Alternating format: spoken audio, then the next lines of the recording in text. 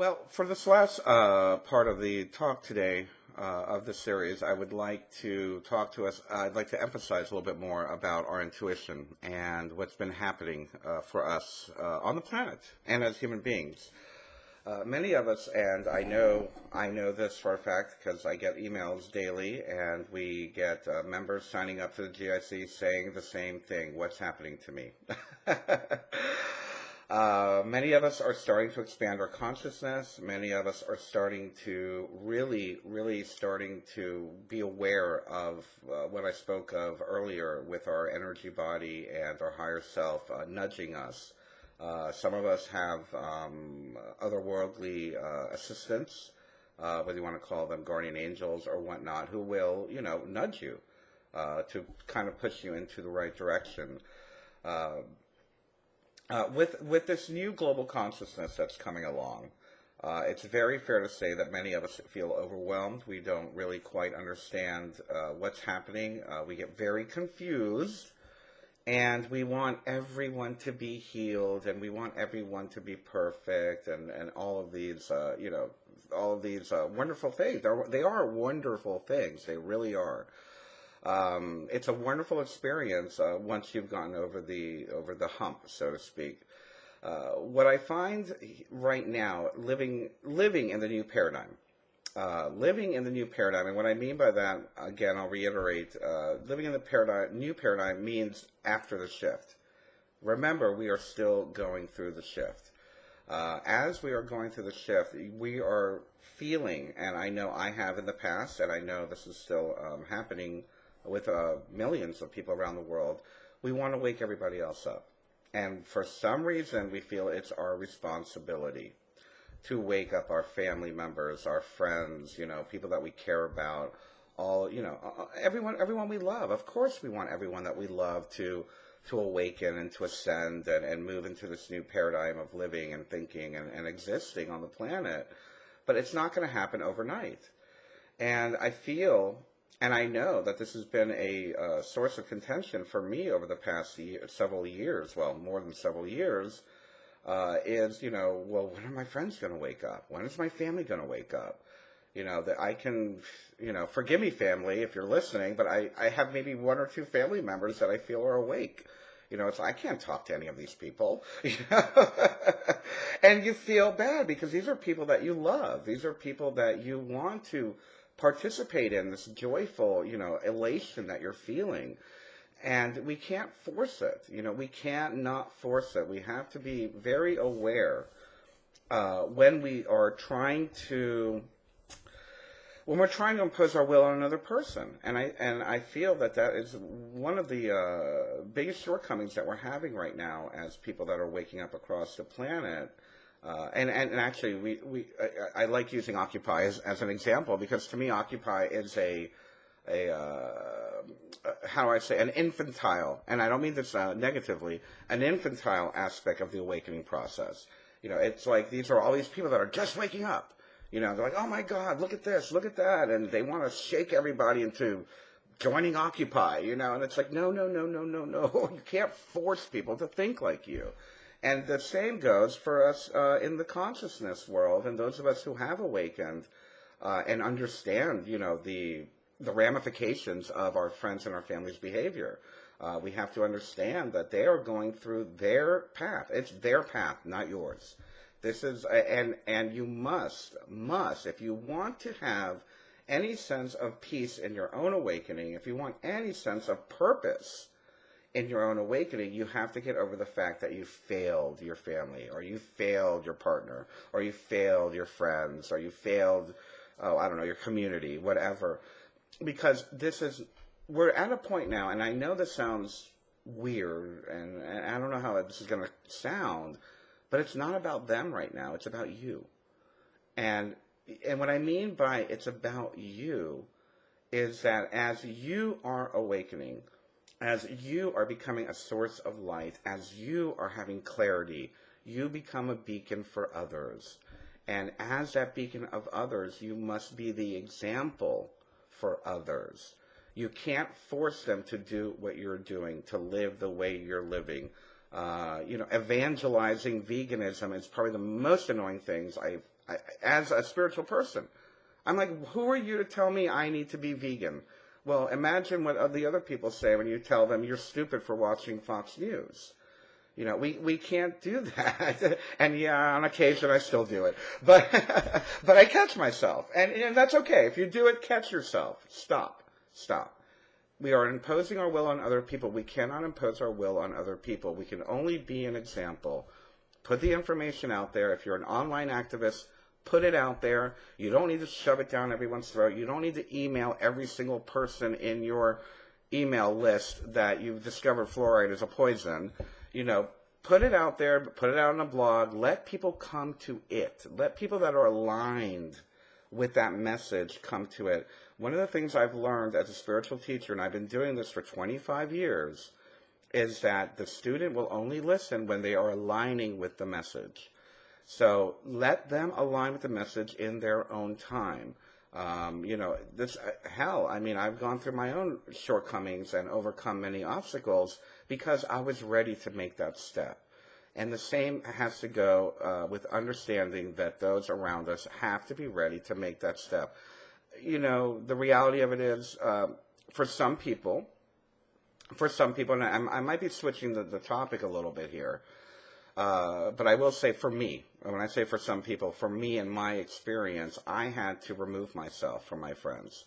I had to remove myself from my family. I had to literally, and it's not because it was probably one of the factors why I moved to Roanoke, because I had to get out of that, old paradigm, old friendships type thing. And I love every single one of my friends still, but I was drawn to the mountains, and I had to be in the mountains. So that's why I moved to Virginia. I wanted to be in the mountains. But it kind of was a double pleasure because I got to be able to remove myself from my family, from my friends, in order for me to find out who I am. For me, the final straw in understanding that this is what I needed to do was the ending my 10-year marriage. It was like, you know what? You're almost awake, but it's not working for me. And I had to end and I'm still in love with that person. God forbid if my future partner is hearing this, but this is the love of my life, And I had to walk away from the love of my life in order for me to really ground myself and to understand who I am, what my purpose is, and to grow as an individual spiritually. I think that's the most important thing right now, that we're clinging, and again, that's back to the clinging of the old paradigm.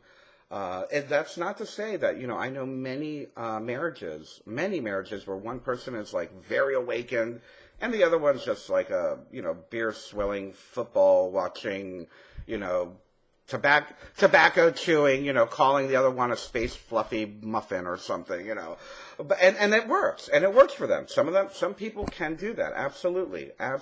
I'm not saying it can't work, but the point that I'm trying to make is that if you feel that this is your choice and that it is best for you to remove yourself from that paradigm, and you need to either move out or to disconnect old friendships or distance old friendships, then go for it. You're going to do the world a favor.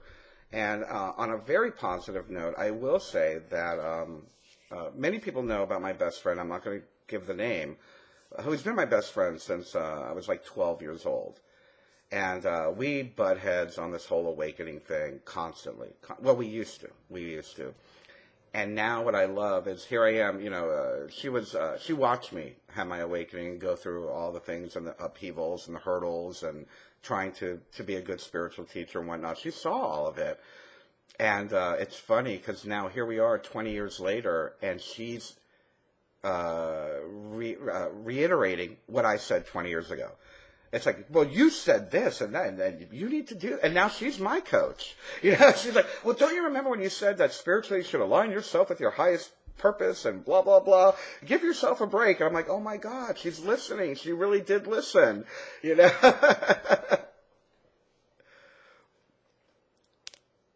Exactly. You're allowing them the time to catch up. And not only will they catch up, they may end up being your own teacher. So you really, it is, again, it's going back to giving yourself permission to awaken. And I feel that, a lot of us, the old paradigm is, mom and dad and the kids and the family and the PTA and the soccer practice and working a regular 9 to 5 job. And, if you're not feeling it, if that's what you don't want anymore, good for you. Good for you. And be brave enough to move away from that. Be brave enough to say no more 9 to 5. No more PTA. No more going to family functions where I can't stand those people. Your body is telling you this for a reason. If you are uncomfortable with people, if you are uncomfortable in certain situations, one of the things that you will not hear in the new paradigm is family duty. There will be no family duty. Your duty is to yourself, and by focusing on your duty to yourself, and please understand when I say this is not being selfish.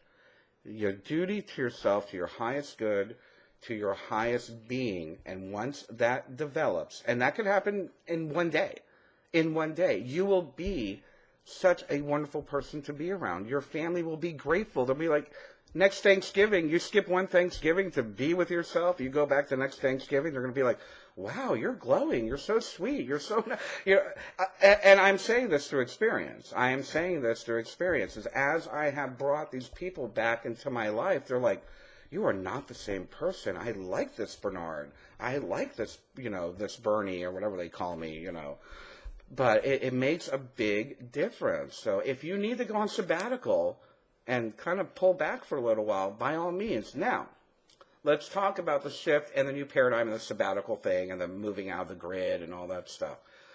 I think I spoke of this, I don't know if it was last week or the week before. Maybe I spoke on it on Terry Joyce's radio show last week. But I spoke about that, even though we are living in the new paradigm, even though we are awakened, even though we know better, for lack of a better term, there's no reason for us to move into a cave. There is no reason for us to move into the desert. There's no reason for you to run for the hills.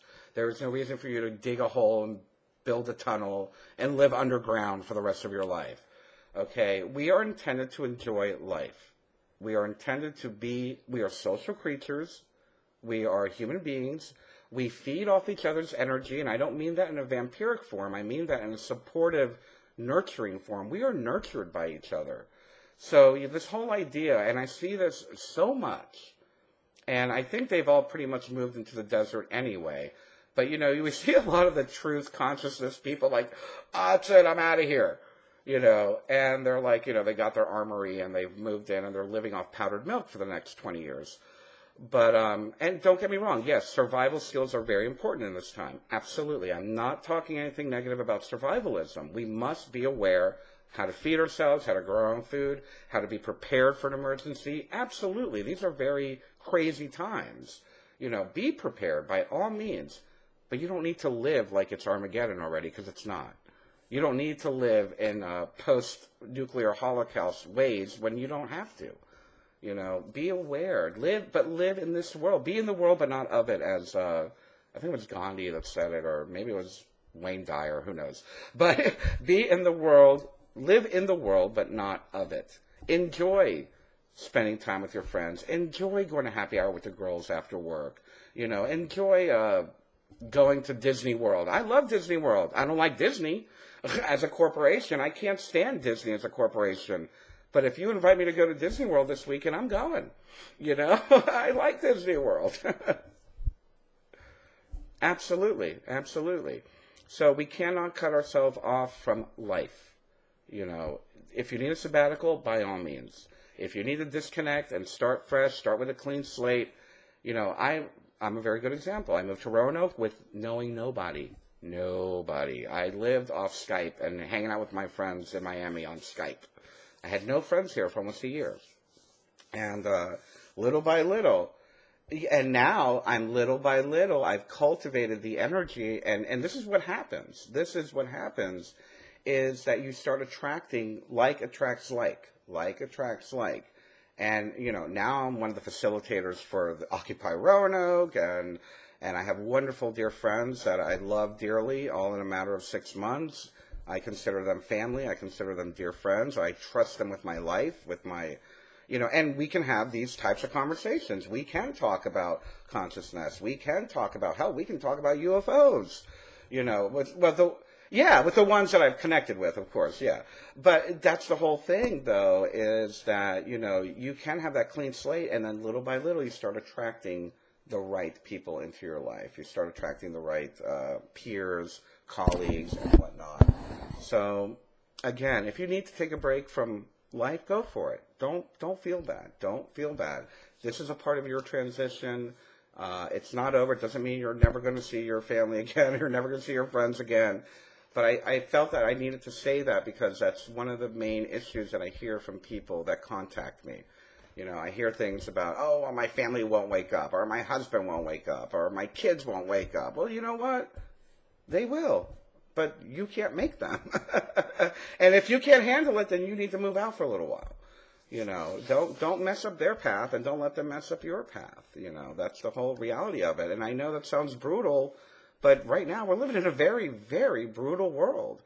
And I think we are, I don't want to say we're desperate, but I will say we're at a point where, drastic is the term I'm looking for.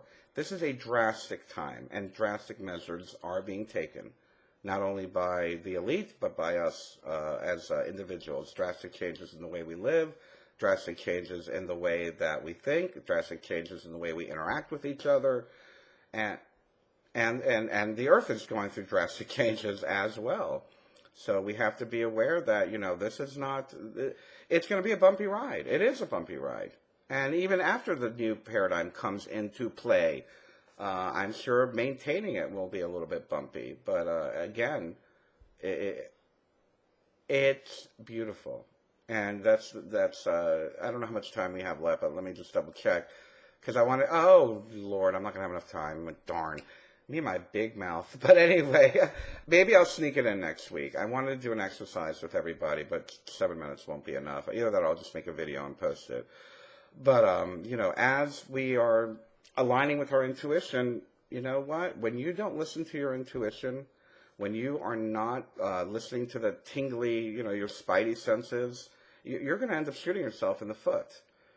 Listen to your intuition. I love what, again, my third reference to Abraham, if it doesn't feel good, don't do it.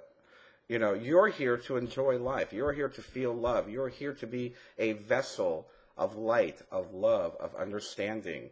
And anything that is in your way, it's either self-imposed, well, it is self-imposed. It's nobody's fault. It's not the TV's fault. It's not your husband's fault. It's not your kid's fault. It's not your neighbor's fault. It's you allowing it to get in your way. So you have to give the reverence to your higher self, give the reverence to your intuition to really follow up and listen.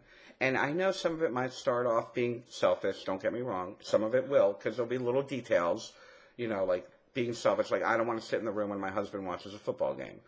Fine, then don't. Oh, but he's used to me sitting there with him. Tough. You're going to go out with the girls,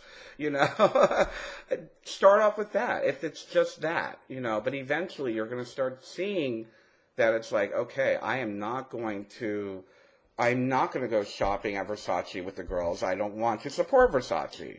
No, I'm not going to pay $75 to go see a Barbra Streisand concert. I'm not going to support that kind of, Hollywood profiteering, that kind of a thing. So little by little, you're going to start taking a stance. But first, you've got to give yourself permission to listen to your body, listen to your intuition. Listen, if you don't like it, don't do it. That's one of the best things Homer ever said to Bart.